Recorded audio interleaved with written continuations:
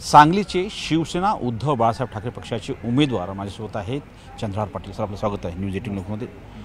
आपण शिवसेना उद्धव बाळासाहेब ठाकरे पक्षाचे उमेदवार होता, विजयी होऊ शकला नाही कारण की त्यासाठी कारण होते विशाल पाटील. आज विशाल पाटलासोबत आणि विश्वजित कदमासोबत तुमची भेट झालेली आहे, बैठक झालेली आहे. काय निघाल त्यातून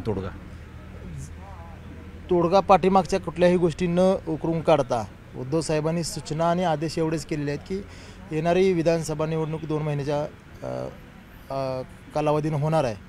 त्या निवडणुकीला महाविकास आघाडी म्हणून सर्वजण एकत्र ताकदीनं काम करायचं आहे असे आम्हाला आदेश दिलेले आहेत, त्यांना सूचना दिलेल्या आहेत आणि अशा पद्धतीनं जास्त वेळ न चर्चा होता एवढ्या चर्चा झाल्या आणि बैठक संपली. मनोमिलन होईल कारण की प्रचंड वाद झाले होते, एकमेकांच्या कुरघोडी झाल्या होत्या, एकमेकांच्या विरोधात शाब्दिक वार झाले होते.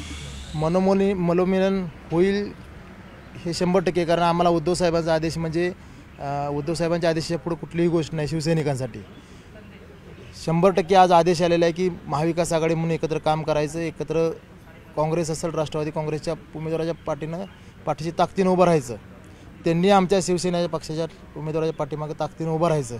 हा आदेश कुठल्याही परिस्थितीत आम्ही शिवसैनिक म्हणून सर्वजण पाळणार आहोत.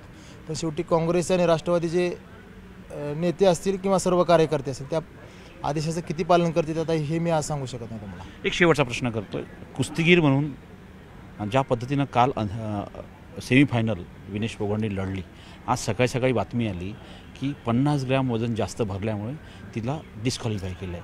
एक कुस्तीगीरून काय वाटतं आपल्याला?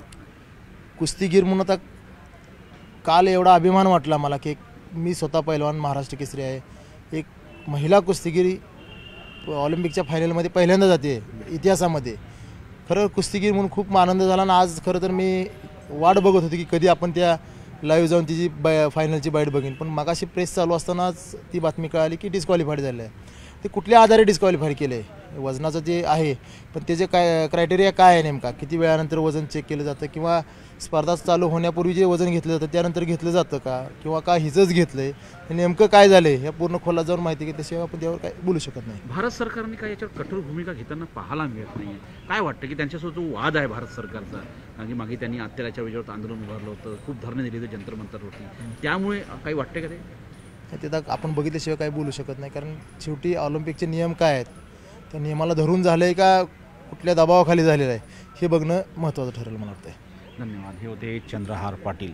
नवी दिल्लीहून व्हिडिओ जर्नलिस्ट चिंतन पुरीसह प्रशांत नेमदास, न्यूज 18 लोकमत.